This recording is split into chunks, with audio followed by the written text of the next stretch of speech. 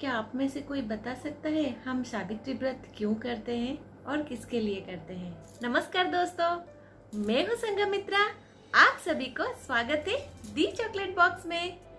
और आज हम बात करने वाले हैं सावित्री और सत्यवान के बारे में। जी हाँ, उससे पहले आप मेरे चैनल पे नए हो तो जल्दी जल्दी मेरे चैनल दी चॉकलेट बॉक्स को सब्सक्राइब कर दीजिए ताकि और मेरे आने वाले वीडियो आपको देखने को मिले। आज मैं आपको वट सावित्री और सत्यवान की कथा सुनाने वाली हूँ। जी हाँ, आप सभी को तो महाभारत के बारे में पता है, हम सभी को पता है, राइट? वैसे एक सत्यवान और सावित्री की स्टोरी आज मैं बताने वाली हूँ। ये वीडियो को आप जरूर एंड तक देखिए, तभी आपको पता चलेगा वट सावित्री और सत्यवान की स्टोरी क्या है। एक समय की बात है, एक राजा थे। राजा का नाम अश्वपति था। वो राजा की कोई भी संतान नहीं थी, तो राजा ने अपनी संतान पाने के लिए बहुत सारे यज्ञ और बहुत सारे प्रार्थना की, जिस प्रार्थना की वजह से राजा की एक तेजस्वी संतान प्राप्ति हुई। जी हाँ, जिसके नाम राजा ने सावित्री रखा। ऐसे करके समय बीतता गया और सावित्री विवाह होने का योग्य हो गई। तो एक दिन राजा ने कहा सावित्री से, सावित्री, अब तुम विवाह योग्य हो गई हो, अब स्वयं तुम अपने लिए एक विवाह वर्गी खोज करो। तो सावित्री अपने पिता का बात मानकर अपने मंत्रियों के साथ यात्री पे निकल गई। और सावित्री ने बहुत सारे आश्रम, बहुत सारे जगह, बहुत सारे जंगलों में अपनी तलाश ढूंढकर फिर से वापस अपने राजमहल में पहुंच गई।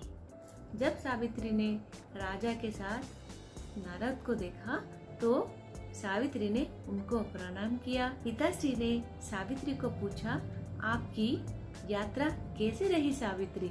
तो सावित्री ने राजा को क्या कहा? सावित्री ने राजा को कहा, तपोवन में पिता माता के साथ निवास कर रहे सत्यवान, तो मैंने अपने लिए योग्य चुना है, तो मैंने अपनी मन से उनको पति माना है पिताश्री। सावित्री की ये बात सुनकर नारद मुनि ने चौंक उठे। तो नारद मुनि ने कहा राजा को, ये तो बहुत बड़ी गलती कर दी सावित्री ने। राजा बहुत अचिंत हो गए। तो राजा ने ऋषि नारद को कहा, हे देवर्षि, सत्यवान में ऐसा क्या अवगुण है जो मेरे सावित्री के लिए सही नहीं है? क्या आप बता सकते हैं? तो नारद मुनि ने राजा को कहा, हे राजन, क्या आपको पता है सत्यवान के पिता ने राज्य से निकाल गए हैं और उनके पास चक्षु भी नहीं है और वो किसी को देख नहीं सकते। और एक बात, सत्यवान की 12 वर्ष तक आयु है। 12 वर्ष में बाकी सारे वर्ष तो जा चुकी है, बाकी रहा 1 वर्ष की श्रेष्ठ।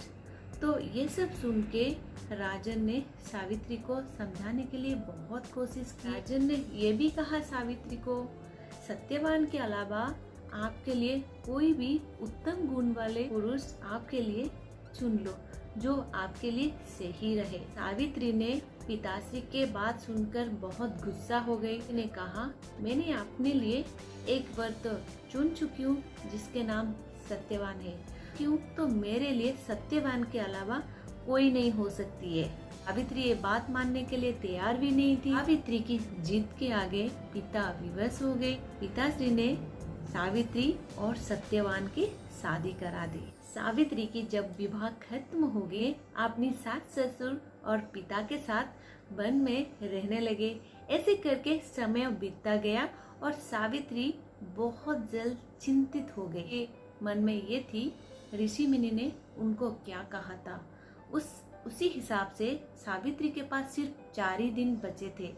तो इसकी वजह से सावित्री बहुत चिंतित हो गई। सावित्री ने 3 दिन पहले से व्रत यानी कि उपवास करना स्टार्ट कर दी। के टाइम बीतता गया और जिस दिन को सावित्री को बहुत डर थी वो दिन आ गई, जिस दिन में सत्यवान की मृत्यु होने वाली है। सावित्री ने सत्यवान को कहा, चौथे दिन जब सत्यवान वन को लकड़ियां लाने को निकले तो सावित्री ने सत्यवान को कहा, मैं भी आपके साथ चलूंगी। तो सत्यवान ने सावित्री को कहा, सावित्री आपने तो बहुत 3 दिन हो गया बहुत सारी उपवास की हो, जिसकी वजह से आपको बहुत थकान महसूस होगी, तो आपको वन में जाने की कोई जरूरत नहीं। सावित्री ने सत्यवान की एक भी बात नहीं सुनी। सावित्री ने अपनी सास ससुर का परमिशन लेकर सावित्री ने सत्यवान के साथ वन में निकल पड़ी। दोनों एक साथ में वन में निकल गए। सत्यवान ने लकड़ी काटने के लिए पेड़ के ऊपर चढ़ गए। पेड़ के ऊपर चढ़ने के बाद सत्यवान को कुछ चक्कर सा आने लगा, जिसकी वजह से सत्यवान ने पेड़ से नीचे उतर गए। जब सावित्री के गोद के ऊपर सत्यवान ने लेट गए, उसके बाद सत्यवान ने अचेत हो गए। जब सत्यवान अचेत हो गए, सावित्री ने बहुत रोए, रो रो के अपने आंसू निकल पड़े। तभी सावित्री ने अपने आप भगवान से प्रार्थना करने लगी। जब भगवान से सावित्री प्रार्थना कर रही थी, तब उनको एक भयंकर जैसा एक दिखने लगा, जिसको देख के सावित्री बहुत भयभीत हो गई। होने के बावजूद सावित्री ने उनसे पूछा, महाराज आप कौन हो? तो स्वयं यमराज ने सावित्री को कहा, मैं यमराज हूँ, मैं तुम्हारी पति की प्राण हरने आई हूँ। सावित्री ने यमराज को पूछा, यमराज प्राण हरने के लिए आपकी दूत आती है, तो आप स्वयं क्यों यहाँ प्रकट हो? तो यमराज ने क्या कहा सावित्री को? यमराज ने सावित्री को कहा, सावित्री सत्यवान जो है वो गुण का सागर है, मेरे दूत उनके लिए योग्य नहीं है, इसीलिए मैं स्वयं सत्यवान को लेने के लिए आया हूँ। तो ऐसे सावित्री को कहकर राज ने सत्यवान शरीर से उनके प्राणों को निकाला। उनके प्राणों को निकालकर दक्षिण दिशा पर निकल पड़ी यमलोक में। तो उनके पीछे पीछे सावित्री भी निकल पड़ी। यमराज ने सावित्री को अपने पीछे पीछे देखकर सावित्री को यमराज ने कहा, सावित्री तुम मेरे पीछे पीछे कहाँ आ रहे हो? तो सावित्री ने बोली यमराज को, यमराज मेरी पति जहाँ जहाँ जाएंगे मैं उनके साथ जाऊंगी, ये मेरा धर्म है। यमराज ने सावित्री को जितना समझाने के लिए कोशिश की, सावित्री समझने के लिए बिल्कुल भी नहीं थी। तो सावित्री की ये प्रतिबद्धता निष्ठा देखकर यमराज ने सावित्री को कहा, सावित्री अपनी पति को छोड़कर आप कोई भी वरदान मुझे मांग सकते हो, मैं आपको वो वरदान प्राप्त कर सकता हूँ। सावित्री ने ये बात सुनकर यमराज को अपनी ससुर की आंख मांगी। बोली, यमराज मेरे ससुर की आंख मुझे लौटा दीजिए। ये बात सुनकर यमराज ने तथास्तु कहा। तथास्तु कहकर और यमराज ने निकल पड़ी। फिर से सावित्री ने यमराज के पीछे पीछे चल पड़ी। तो सावित्री को यमराज देखकर फिर से कहा, सावित्री और एक वरदान आप मांग लो, जो भी मांगना है। तो सावित्री ने कहा, यमराज अपनी सास ससुर की राज्य की वरदान मांगी। तो यमराज ने वो भी तथास्तु कहा। तथास्तु करने के बाद यमराज ने फिर से निकल पड़ी, बट सावित्री फिर से उनके पीछे पीछे निकल पड़ी। तो राजा ने कहा, फिर से जो भी वर मांगना है सावित्री मांग लो। सावित्री ने फिर से यमराज को मांगे, यमराज मेरे पिता माता की कोई भी पुत्र नहीं है, मेरे पिता माता की 100 पुत्र की प्राप्त कीजिए। फिर से यमराज ने बोला, तथास्तु तथास्तु कहकर यमराज ने निकल पड़ी। यमराज के पीछे पीछे सावित्री फिर से निकल पड़ी। यमराज ने सावित्री को कहा, सावित्री अब आप लौट जाओ। सावित्री ने कहा, नहीं।